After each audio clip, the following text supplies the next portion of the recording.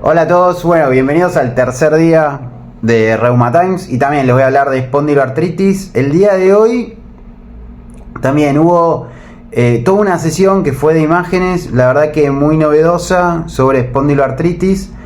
En el primero de los trabajos presentado fue un trabajo presentado por médicos de Corea del Sur, que fue la presentación oral 307, y acá se tocó un tema muy interesante y muy actual, como es la inteligencia artificial. Hasta ahora los trabajos de inteligencia artificial eran muy interesantes, pero tenían baja especificidad y sensibilidad para las imágenes y evaluaban evaluaban solamente por ahí lesiones más de edema óseo en la resonancia magnética. En este trabajo trataron de hacer un modelo de deep learning, de inteligencia artificial, que integre no solamente las lesiones inflamatorias de edema óseo, sino también las estructurales, y ver, bueno, si esto ayudaba a predecir, digamos, mejor el diagnóstico, si coincidía mejor con el diagnóstico de los médicos. Entonces se incluyeron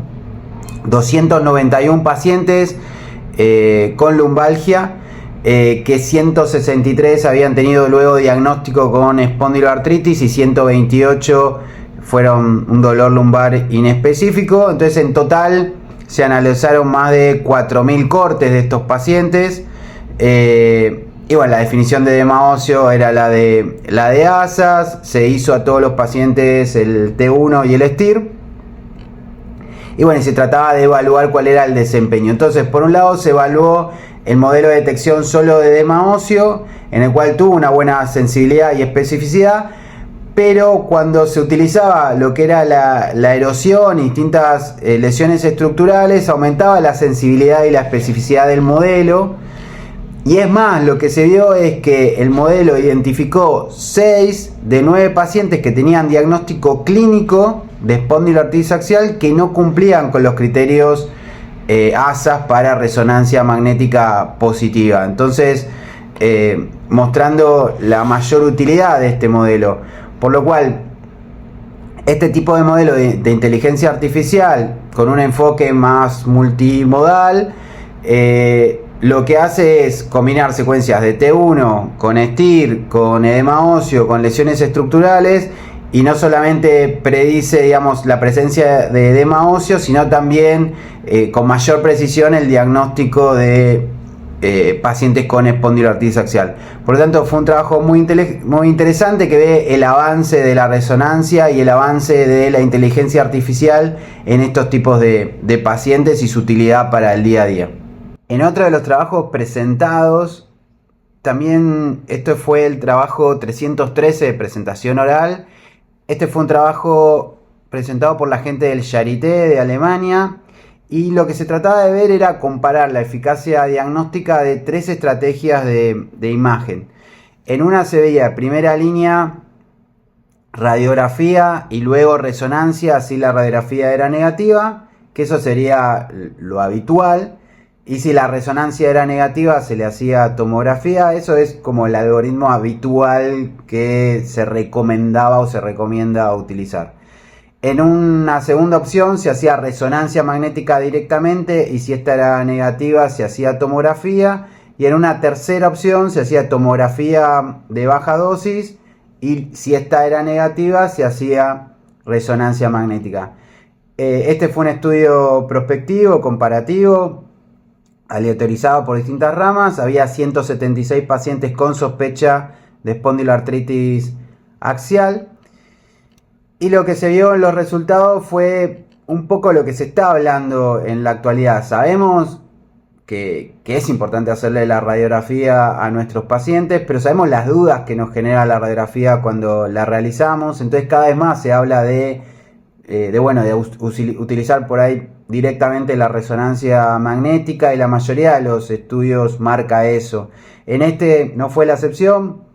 La estrategia estándar, que es hacer primero la radiografía, tuvo la menor rentabilidad diagnóstica, un 16%, mientras que la estrategia de hacer primero la resonancia magnética o primero la tomografía fueron altamente superiores.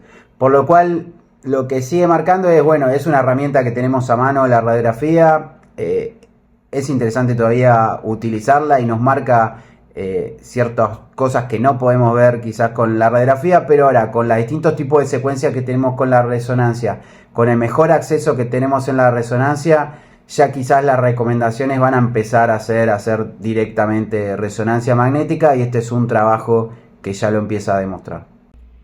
Y en este último trabajo también se evaluó los factores pronósticos de progresión en pacientes con espondiloartritis axial, con un seguimiento de hasta 13 años en los pacientes.